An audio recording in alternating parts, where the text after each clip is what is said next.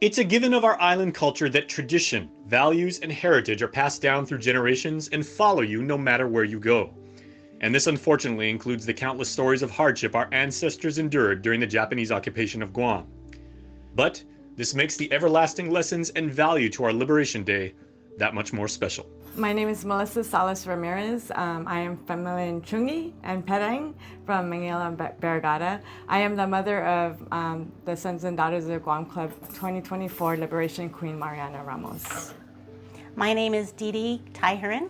I am from San Diego, born and raised, but my parents is familia Koitla, and we are from also Agena Heights, familia Adero. Staying connected is the hallmark of all Pacific people, but especially for Guamanians. And the Sons and Daughters Club San Diego, a city that with its proximity to the ocean and military bases, has a sizable Chamorro population.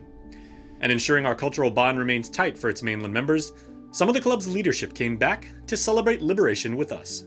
Since 2020, this is my third visit already.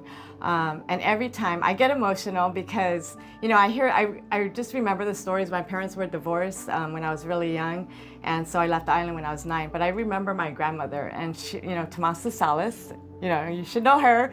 And she would just tell us stories about war, the war and all that stuff. And it just, every time I come back, I just feel like a sense of pride, in this island, and just the things that they have overcome through the years to get to where they are, this whole island to get to where we are today.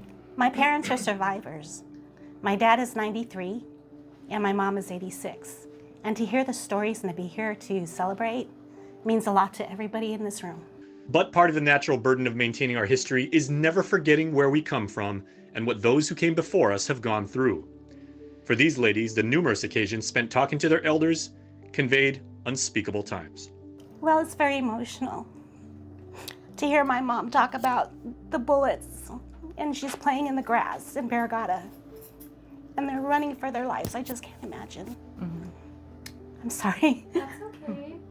For my grandmother, hearing the stories about, I was here when we buried my stepfather back in, when did 2013 or 14, and because we're celebrating the 10 year, right?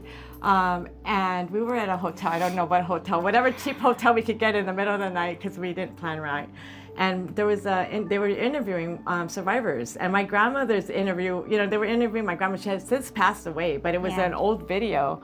And just to hear the stories, unfortunately it happens, through war, is the sexual abuse was what really got to me because she was very young, Yeah. But through struggle, character is revealed.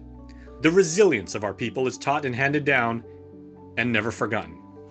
It's a reminder of who we are, and we honor them by carrying on. That Chamorros can persevere through anything, right? We're still here. We're still here after all you did to us and we've been through. We're still here. We're still standing. We're still proud.